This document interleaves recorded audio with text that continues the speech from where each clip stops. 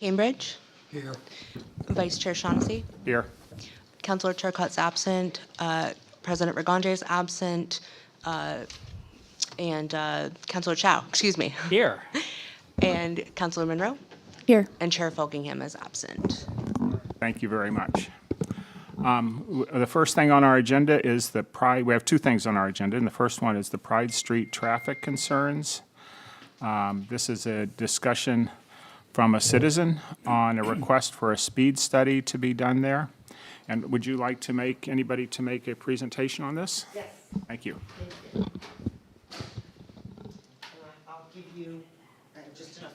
This is what I'm going to read this. Thank you. This is how I roll, and you can read along. All right. Thank you. Thank you. Hi, my name is Sue Sage. I live in I'm sorry. 260 Pratt Street, Jerry. I don't have a copy. It's okay. Right over in the microphone, Over at please. the microphone, please. I don't really need a microphone, but The people watching People at home Sue do. Sage. I live at 260 Pride Street. Is this right? Yes. And I'll read what I've written up. I've tried to be concise. Dear Westbrook City Council, there's an ongoing traffic problem on Pride Street when vehicles are heading south from Route 302 toward East Bridge Street and approach a blind curve at the crest of a hill at the site of mailbox number 298. In the 18 years I've lived here, we have accident reports of 14 drivers who've gone off the road, demolished our mailboxes, caused damage to the lawns on our properties, and have made us feel unsafe in our yards. We've tried for years to get intervention, and in May 2024, a blinking curve light was installed, and we were pleased and relieved until 10 months later when another off-road accident occurred this March 2025. Subsequently, city engineer Eric Dudley proposed chevrons to mark the curve, and 9 stakes were soon placed, and the road was marked for their installation. Mr. Dudley came to speak with us on July 15th, the neighbors, and the concern of excessive signage and of the effectiveness of their placement was addressed. Mr. Dudley stated that the number of chevrons and their placement is at his discretion. Since that date, stakes have been removed, moved, and added. As of today, August 18th, there are 7 stakes, where 2 remain on the opposite side of the street from the egregious curve, and 1 is placed well after the road has straightened out. I do know that having chevrons facing each other on opposite sides of the road is unprecedented in Westbrook.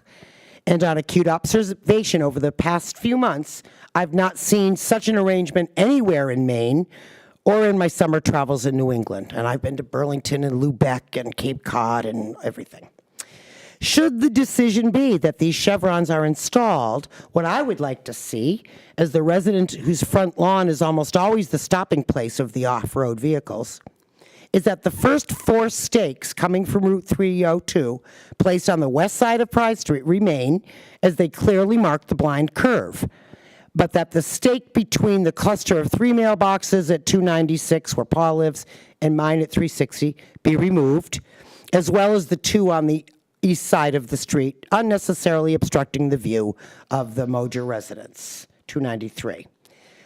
Please may we proceed with just those 4 chevrons at this time. We want our safety, but we also enjoy our forested street and very much wish to avoid unnecessary bright signage. I am asking for the opinion of the City Council, as it seems unnecessary and intrusive to have numerous signs placed on both sides of Pride Street along the curve. I ask the City Council to consider the most effective way to avoid these frequent accidents.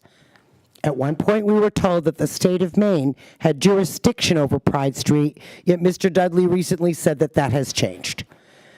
I don't quite know what that could mean for us. I'm aware that SACO is trying various traffic calming solutions, and their information might be helpful. I request that a group consensus determine how to proceed with improving the safety of drivers and residents on Pride Street. Thank you. Do I stay here to answer questions or no? No, I'll ask to see if anybody else has anything to say, and we can come back. Is there anybody else that would like to speak? Okay. I will add that Could please get up to the microphone? Thank you. as she mentioned, there's been a number of accidents over many years, and they all go right through my yard, and they wipe out a series of 3 mailboxes. This has happened repeatedly. One time, it was by a police officer about 3 years ago, and most recently by an Uber driver. So we want changes. We're happy, as you said, with the blinking street sign, which I think has been effective in most cases. But we also asked for the chevrons. Does everyone, are you all familiar with what a chevron is? Because I had never heard of them before, so it was new to me, at least what they were called. So the point, what we're arguing is we think they should be on one side of the street and not the other. It should be on one side of the street because that's the dangerous side of the street. The cars that are leaving from 302 mostly, coming up the hill through this blind curve. So 2 things happen at one time. The increase in altitude and the curve at the same time. That's why it's dangerous. That's why all these cars went off the road and a motorcycle when someone died at the same time, at the same place. Same place, I meant. But from the other direction, we contend that there's no problem. The side line is very good. You've got no rise in the road with the curve. So we think it's just not necessary. And as she said, we've never seen a situation, and I haven't either, where we've seen chevrons on both sides of the street. Usually they're always on one side of the street. So that's what I have to add. Okay, thank you very much. Is there anybody else that would like to speak? Councilor Shaughnessy. Yes. We have 2 folks that have submitted letters to be read into the record. Oh, thank you very much. The first one is from Martin Malia. This is attached in the packet, but they also asked that this be read into the record. Good morning, Mayor Morse. I am writing to you concerning the speed reduction study request to Maine DOT for Pride/Austin Streets that I believe City Engineer Eric Dudley has forwarded to you. I was invited to attend the meeting by my neighbors, which was held on July 15, 2025 on Pride Street. The purpose of this meeting was to discuss with the city engineer the placement of some new safety signs along the road. There have been many accidents over the years on this road due to speeding and inattentive driving, which have resulted in vehicles driving off the road. About 3 years ago, many neighbors started placing their own signs on their lawns requesting drivers to slow down. Here is a picture that I took of one crash shortly after the signs were placed. One of the neighbors' yellow and black "Please slow down" signs can be seen in the picture just in the background of one of the wrecked vehicles. At this meeting, I asked if it would be possible for the speed limit on the street to be dropped from 30 miles per hour to 25 miles per hour. The city engineer said it was possible, but that the speed limit signs were governed by Maine DOT. The reason I suggested a speed limit reduction was based on experience from a similar situation when I lived on Washington Ave Extension, about street number 1420 to 2100 in Portland back in the 1980s and 1990s. I remember neighbors complaining about speeding and their attempts to reduce the speed limit. Here are some pictures of the steps that were taken to reduce speeding on Washington Ave Extension in Portland. The speed limit was dropped from 30 miles per hour to 25 miles per hour, and automatic speed feedback signs were installed. About 6 islands with signs and crosswalks were installed at intersections to assist with calming traffic. Both Washington Ave Extension, between about Street 1420 to 2100, and Pride/Austin Streets have some similarities. Both are on the Metro bus route. Both streets are posted as "No Through Trucks," and both streets were posted at 30 miles per hour before the Washington Ave Extension was dropped to 25 miles per hour. One big difference is that the Washington Ave Extension in Portland has sidewalks already in place for pedestrian traffic before the speed limit was reduced to 25 miles per hour.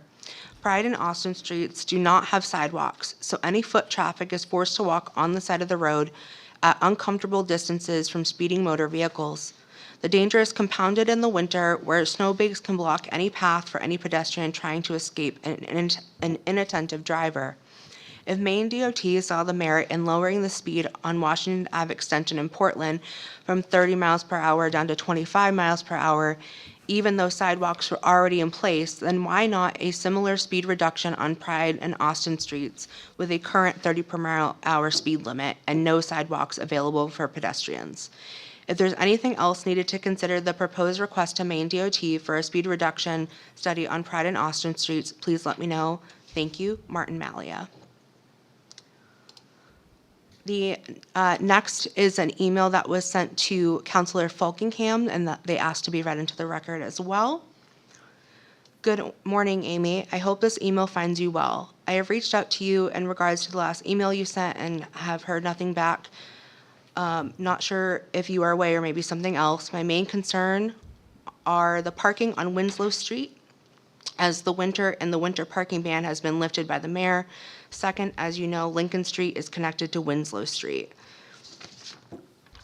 If the plow is attempting to plow the street when there is snow and there is no cars parked there, it is not going to work. Third, on one side, on Winslow Street, there are no parking signs on the left-hand side of the street. On many occasions, overnight, there have been cars parked there, and it is allowed. I know the police are very busy with much more important issues than dealing with my concerns, and I respect that. What I'm trying to understand is that my husband and I are taxpayers in the city, and our concerns are not being addressed. Will you bring this up at the next council meeting on the 18th to see where it goes? Thank you. Okay, thank you very much. Does anybody else have anything they'd like to say? Mayor? Regarding the Winslow Street email, I just wanted the council to be aware. I did that email was also sent to Chief Lally, who responded that that PD will be addressing the parking issue that was raised there. Regarding the speed study on Pride Street, Mr. Dudley advised that that's something the administration could do on our own, but since we're already bringing this Pride Street issue to the council, we wanted to put that to you as well. We don't have any objection to it, and Mr. Dudley advised that seems to be very little risk that it would result in an increase of the speed limit, which is sometimes a concern in these situations when a speed study is requested. Sometimes you regret asking because you wanted a reduction, you end up with an increase, but he doesn't seem to think that that's likely to happen here.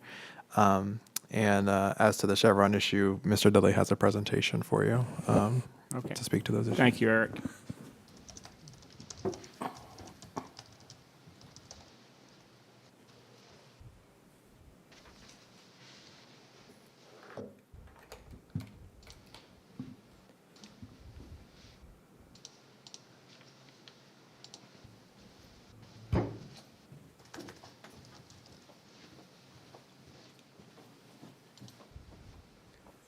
Good evening, and thank you for my conclusion to my summer TED Talks on traffic. I hope you've enjoyed it so far. I believe this is the last one. All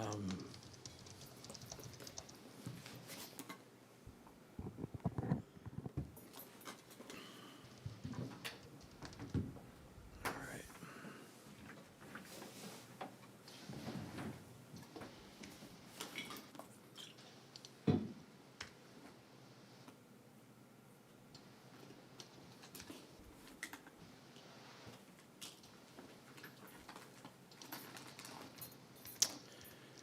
So I have a few slides here,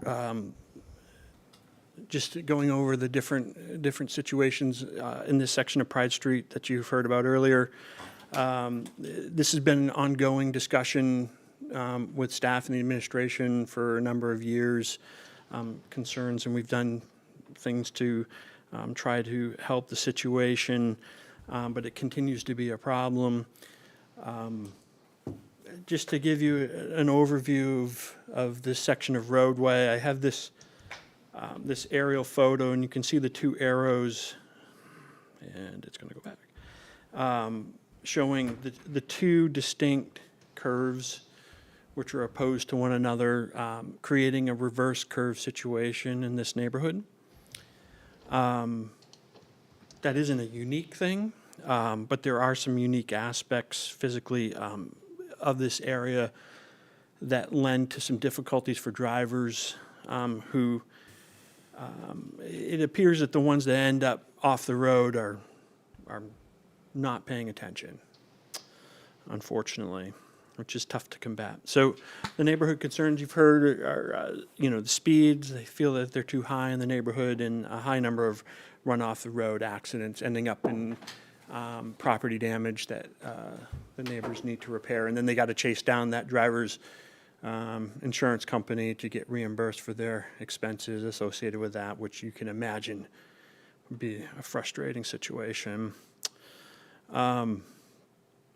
So there's been discussion about 14 or 15 years or 18 years and the number of crashes. I did a review of the crash records at Maine DOT over the past 15 years in this area. So in between Grandview Drive, which is the entrance, to the large condo association that connects down to 302, called Bryden Farm, and Winslow Green, which used to be the old Pride's Corner School, which is now another condominium complex.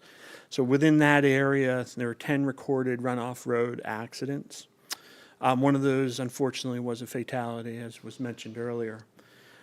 The other 9 are property damage only. There tends to not be injury, but there were some intricacies to the one fatality that did lead to that death. So improvements to date, you can see in this photograph, that's the dynamic flashing reverse curve sign that's there, that was installed last year. Again, after discussions with the neighbors about their concerns with these continued crashes in the area. One of the discussions that we've had ongoing about this is that it's very difficult to make changes out here to what's happening, because generally speaking, these runoff road accidents are due to mainly driver distraction. And one of them, we had the one this spring with the Uber driver, and he was texting. Prior to that, it was a new driver, and I believe she was trying to change her radio station. It takes time to get, really good at driving. And so she was doing too many things at once, took her eyes off the road, and ended up in the ditch. As you mentioned, there's a police officer, and he was, I believe at the time, responding to a call, so probably had a slightly higher speed, and was probably dealing with a lot of radio traffic and, maybe with their laptop, I don't know. But consistently, that's what you see as a contributing factor. So unfortunately, signs aren't necessarily, going to fix all of those, but what we do hope is that maybe someone who is slightly distracted or is driving at night when conditions are harder for us to see, that these chevrons will increase visibility of the hazard. So we had internal discussions. Actually, the neighbors had come to us about that this summer after the latest crash with the concern, and actually requested the chevrons. And after some deliberation, we felt that was a good approach to try to help alleviate some of the concerns out here. So I just want to show a couple of things. So you can see here, this is headed southbound toward Pride's Corner Church from 302. And this is that first curve where people tend to go off the road off to the right. And you can see that in this photo, what the driver can't see really well is that the road then turns back right after they come through this left-hand turn, which is why we're talking about signs on both sides of the road. So now we've crested that hill, and you can see it's a more dramatic horizontal change in alignment than might be indicated otherwise. This is just some background on warning signage.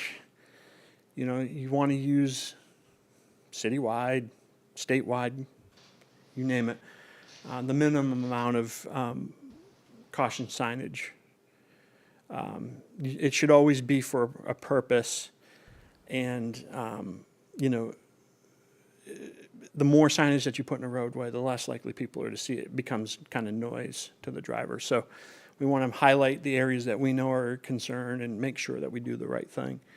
So I just wanted to kind of highlight that. This is the manual on uniform traffic control devices. This is a standard depiction of how to install chevrons on a curve. Typically, they're in large sweeping curves in one direction. So you're going straight, you curve in this case to the right or to the left if you're coming the opposite way, and then you're going straight again. And you can see, can you see that little pen in there, that little red dot? The series of signage, you can see the back-to-back chevrons running along the outside of the curve. So chevrons are always installed on the outside of the curve. And the other thing is, it's a standard thing to install signs back-to-back on the posts so that drivers in both directions get notified of that horizontal curve. So this is, again, just a, now this includes some warning signage with an advisory speed limit. In this particular case, we don't believe that there needs to be an advisory speed limit.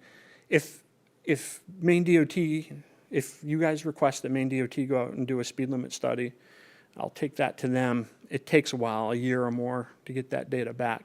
But if they were for some reason to increase the speed, what they might say is that an advisory speed limit would be necessary in this location to notify drivers to drive at a slower speed. It might be 25 miles per hour or something. The speed limit study, again, is probably going to return, in my estimation, either a 30 mile per hour zone, which is what's out there today, or possibly a 25. I don't see it going higher. I'd be really surprised. So here's a layout of what we currently have proposed for chevron. So that's what a chevron looks like. You've seen, you might say, what's a chevron? And oh yeah, I've seen those, right?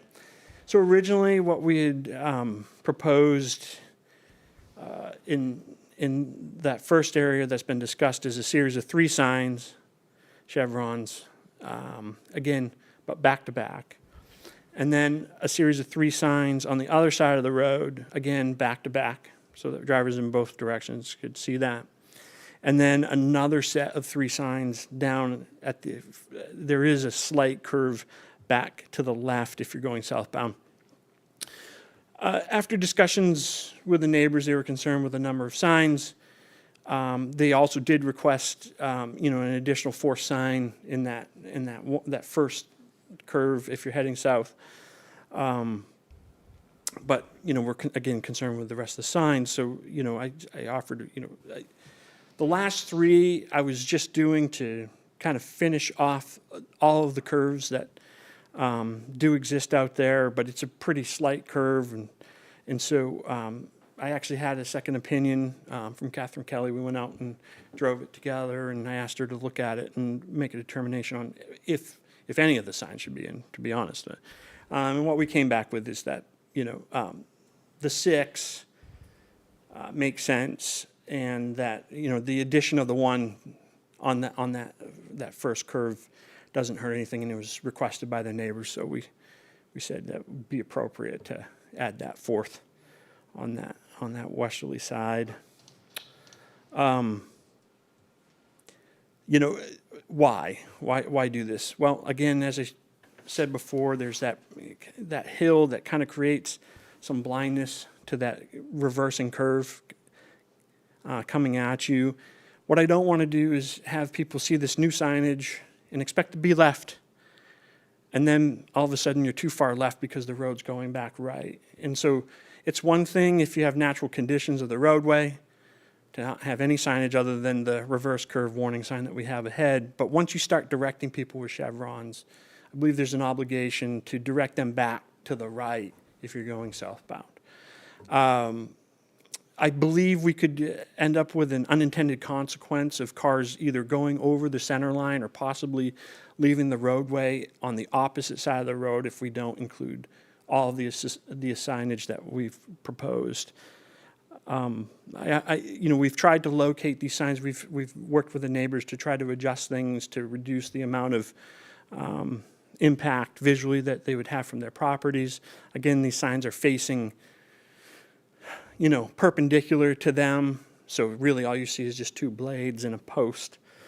So it's a pretty minimal impact, but we tried to put them in, wooded areas or behind some trees or bushes, relative to the property owners to help that visual impact. And so I just wanted to show an example of a reverse curve situation that exists where both sides of the road are signed. This is in Sabattis. Again, this is anecdotal because it was a situation where actually Doug Eaton was traveling home this way from Central Maine, and he was like, "Well, there's your reverse curve with the signage." You can see here, and I'll show you. I have an aerial because I'm sure none of you, or probably most of you, don't travel on Pleasant Road and Sabattis too often. But you can see these are the two curves and the signage on both sides. And here is that in plan view. So that's an aerial from Google Maps. And so there's the two chevrons on that northerly portion, and then the three on the southerly curve, just as an example of where this is done in other areas. And with that, I'll entertain questions or allow people to have feedback or what have you. Does the council have any questions for anybody? Councilor Monroe?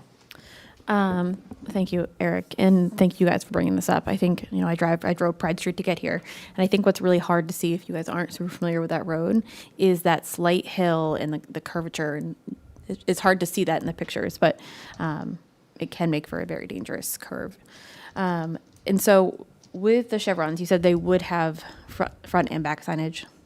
Yeah, we would put them back to back so that in both directions of travel, they would have the chevron signage for guidance, yes. Yeah, okay. Because as you were talking, I was wondering about all the yellow signs that, slow down as you're heading towards 302, and if these would have an unintended positive effect of alerting people that you're coming up and around to kind of slow down into the neighborhood.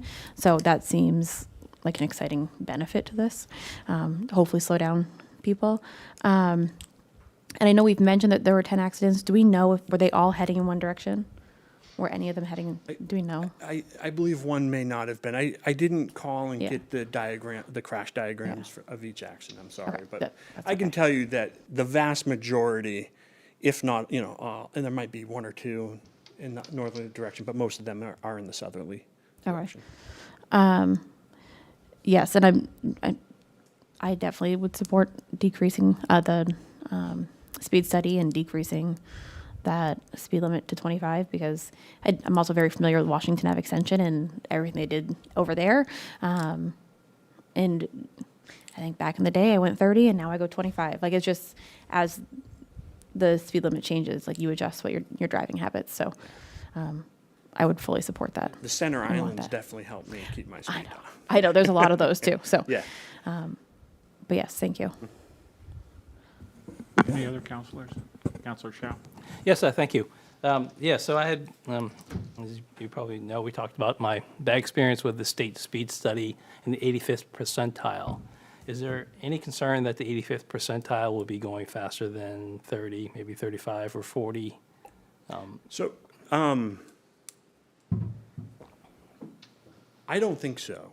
Curves? Is that why you're thinking? So the road isn't super wide. And there is change in both the vertical and horizontal alignment of the roadway. You have a traffic signal nearby, so a lot of the traffic, at least, is coming from that traffic signal, so they're just starting to get going. I will also say that for a period of time, the Region 1 traffic engineer for DOT maybe settled on the 85th percentile speed more than most, and let that drive speed limits more than maybe they should have. I can tell you that Maine DOT's approach in the last couple of years is very different. They've also been working on new legislation to allow 20-mile-per-hour speed limits in neighborhoods. It wouldn't be on this road, but the point is that right now, if, Central Street, if you're on Central Street, it's 25. Maybe that should be 20. So I think because Maine DOT's approach to these things is more towards, the context of who's living around it, I don't see a nightmare scenario here. It's always possible, but I don't see it. Okay. And then the other question is, I think one of the constituents were like less signs. Is this possible to take away some signs, or are you? Your presentation was you're happy with, other than one sign that can be removed. Your presentation was we have the adequate number of signs needed. Yeah, so to be clear, if we're going to add chevrons in this neighborhood, the minimum would be 6 that I'll install, 6 posts. The 7th is there at the neighborhood's request. And so, because they asked for it, they said it'd be nice to have a 4th one in that direction. If I was to remove any, it would be that. I don't believe it's prudent to remove the chevrons from the east side of the street, that opposite curve. I think we could end up with an unintended consequence with directing people too far in one direction. Okay, thank you. Councilor Jay? So if I heard you saying that the speed of that road will depend on DOT. So what are we going to do as a council here to make the reduction from 30 to 25? How that process works? So we would just want to hear guidance from the committee that you're interested in the administration requesting the speed limit study be done by Maine DOT. So that would be your role, is to say, yeah, that makes sense. I think it's reasonable to look at it. And so then that gets put into Maine DOT's queue. So the way it works is a state law, the way speed limits are set, posted speed limits are set, right? Because there's two statutory speed limits in Maine, 25 miles per hour unposted and 45 miles per hour unposted. Anything that's posted has to have had a speed limit study done on it. And the engineering work associated with that is all done by Maine DOT in each region office.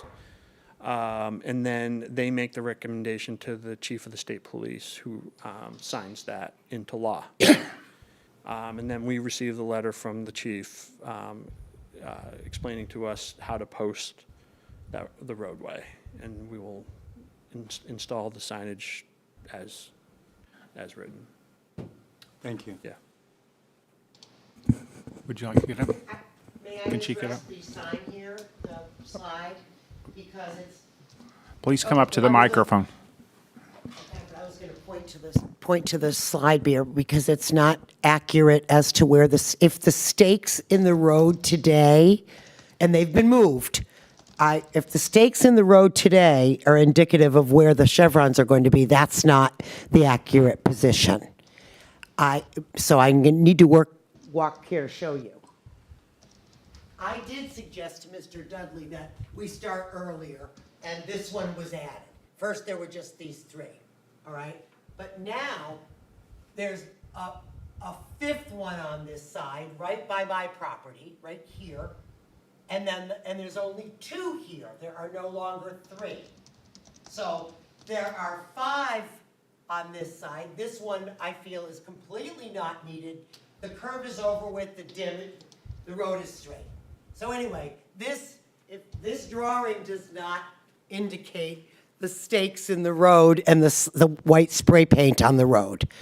So I don't know what to expect about where these chevrons are going to be because, again, they've moved a few times since we met July 15th. Okay, thank you very much. Eric? Maybe, It sounds like someone moved one of our stakes from one side of the road to the other. Yeah. Oh. They've been out for a while, just out on the side of the road, so it might just be somebody, might have been a kid or something, picked one out on one side of the road and moved to the other. But our proposal is for 4 on the west side and 3 on the east side posts. Okay. Yeah. Councilor Monroe? On the speed study for Maine DOT, are we allowed to recommend where they monitor, or will they come and do any part of the street? So unless you tell me otherwise, my plan was to request the review basically from the Pride's Corner intersection to the CMP Okay. pole Yeah. line right of way. Yeah, I was nervous because once you get down to like Austin Street, just the space opens up and I could Yeah. see cars going faster. Yeah, down there. no, I was just thinking more, Yes. and the other thing is if we ask for a longer distance, they will segment. If there's an area of a roadway that should be faster than the other, but this road isn't that long. I know. So there shouldn't be that much, there really shouldn't be that many segments because they wouldn't want to be having people going up and down speed. But my thought was to focus again from Pride's Corner intersection to the pole, to the church. Okay. Basically, yeah. Thank you. Okay. Would you like to get up and speak, please? Please state your name and address. My name is Paul Manoff. I live at 296 Pride Street. What was the speed limit for the Sabatis Road? You didn't mention it. I was curious about that. That's a good question, Mr. Manoff. I didn't look for it. I've driven that road several times. I would say it's probably a 45 mile per hour zone. It's definitely a higher speed limit than Pride Street. These are also much larger, more sweeping curves, and you can see the guardrail. I looked at crash data up there. I don't have the numbers, but it was pretty high for runoff road accidents. So I think that's why you see those treatments. I think they did it as part of the pavement overlay job that they did a few years ago. Yep. Okay, thank you, Eric. Any other council comment? I would just say I would fully in support of doing the speed study and looking at the placement of the signs. I've driven that road a number of times, and it is always a little bit, not disconcerting, but you have to get used to it. And so for somebody that's coming through that's either distracted or new to the road, it would be good to have some level of signage. So should this get just put onto the agenda? Well, we would just basically need a poll of you to just see that it's the will of the council that we pursue the speed study and that Mr. Dudley proceed with the signs and the locations as he presented.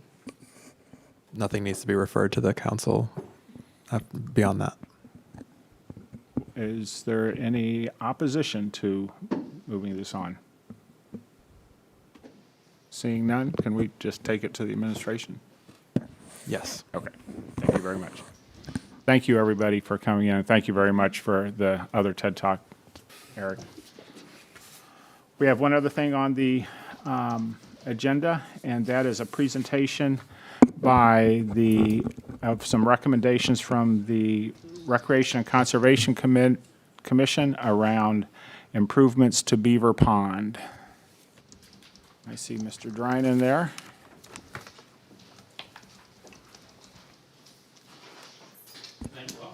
Thank you. Good evening, Mr. Mayor, members of the council. My name is Paul Drynan. I'm the chair of the Recreation and Conservation Commission here in Westbrook. You have before you, I'm assuming you all have the memo. Yes. So long story short, Beaver Pond has been just a really popular community asset for generations. And sometime in the last, I don't know, maybe 15 years or so, I'm guessing here, that it's just fallen into a state of disrepair. Formerly public access points have just been choked off with vegetation. And we have one member of the commission who lives in the neighborhood who, has put this on our radar, and we eventually did a site walk, walked around and looked at and identified two access points that with a minimal amount of work, just basically cutting back vegetation, we could create access to this community asset and open it up. And then there are some additional recommendations, such as removing invasive species on the opposite corner, and also removing some no swimming signs. It seems to be a mystery as to where and when the signs, or even why those signs were put up. But long story short, it used to be a very popular community asset, and now the only folks using it are folks that abut the property. So we'd just like to make it more accessible to the community, and we see this as really low-hanging fruit to open this back up to the public. Okay, thank you. Does anybody else like to speak on this?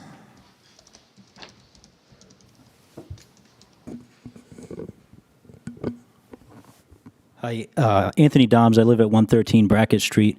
I grew up at 101 East Valentine Street. That is an abutting property to Beaver Pond. So I've had the blessing of waking up to the Beaver Pond waterfront for more than half my life at this point. I will say, if there are plans to open up the area to more recreational opportunities, we need to clean it up.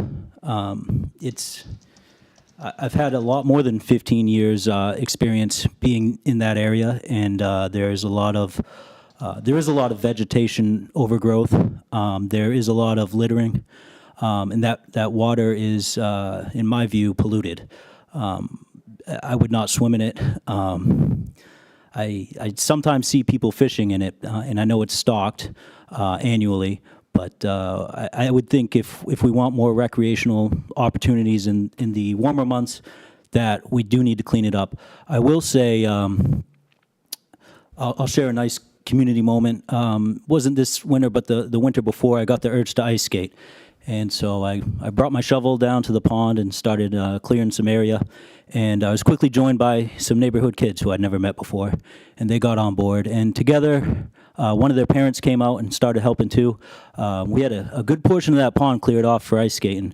And it was just a nice community moment. And I do think that pond, if it was taken care of, could provide some great opportunities. So I hope, at the very least, we can clean that up and have it available to the people. But it's gotta take some more work than some signs and maybe removing some fence. And the other piece is, and some of you have gotten this message from me. Directly across the street from me, a portion of the fence is broken and has been for at least 2 years. And the only thing in the way of, or as a barrier, is two plastic barricades and some yellow caution tape that has now faded to a different color, and is you really have to look for it to find it. So I know there's some discussion about take the fence down or repair the fence. It's been 2 years. I'd like to see a decision made on that. Thank you. Thank you. Is there anybody else who would like to speak? Is that council? Councilor Monroe? I don't know who this is directed to exactly, but would there be plans to do any sort of water studies on the quality of the water? I didn't see that in the plan, but I wasn't sure.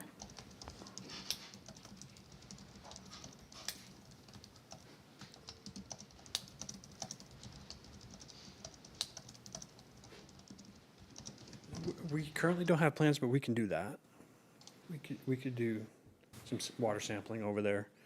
We're doing water sampling around all of our outfalls, our stormwater outfalls, so we could add this to the list. I guess that being beneficial if we're gonna if we're gonna remove Yeah. no swimming signs or anything like that. Yeah, so Beaver Pond was listed as by Maine DEP as an open water wetland. So that's its classification.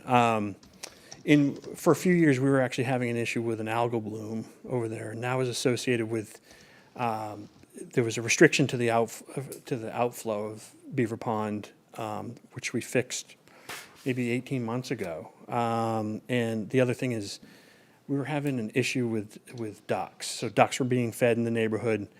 They were being fed at Riverbank Park. They'd moved to the neighborhood and they were fed there, and they would go up to Woodlawn Cemetery and get fed there also. So they're cruising around and making kind of a mess. I'm not aware of the last couple of years of us having an algal bloom since we removed that restriction to the outflow of the pond itself that helps flush it.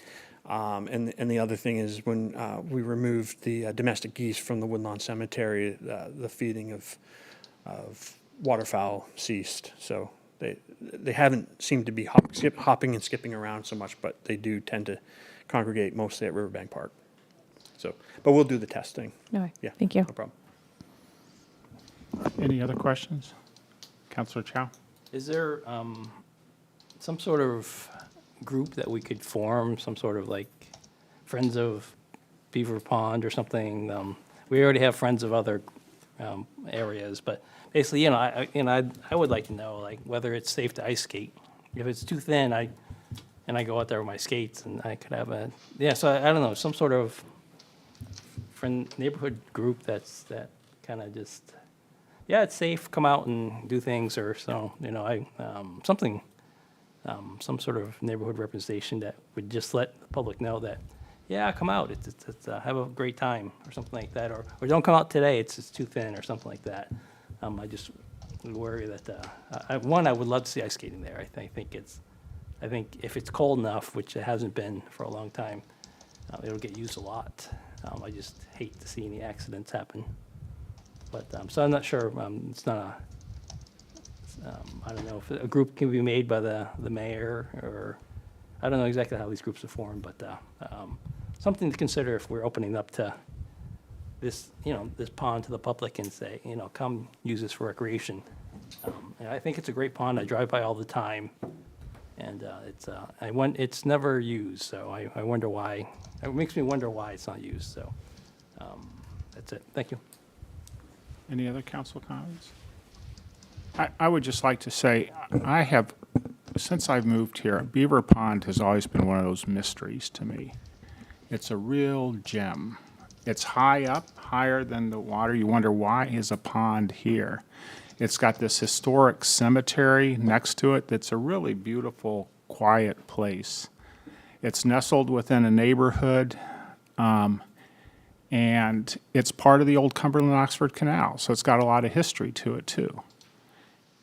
And if you want it taken care of, you got to do something to it that says this is an important place. And just cleaning it up would be a great step. I totally appreciate Commissioner Drynan for bringing this forward, because that's a real gem, and it's right near downtown as well. I think there is great potential in this, and it's, as a city develops, it starts to find these little gems that it has had and it's always ignored. And I would wholly support anything to put a little shine on the Beaver Pond.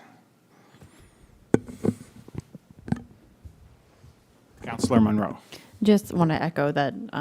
Thank you, Paul, for bringing this forward. And I think this is a really exciting project to spend some time on and some effort and get some walking trails and really just enjoy a historical piece of our city. I would like to add to Councilor Chow, I think one of the first steps in getting that kind of a group shown is to give it a little sense of pride for itself, that people will, when they start to realize that this isn't something that's just sitting there and it doesn't mean anything, once it starts meaning something, that's when people start to form around it.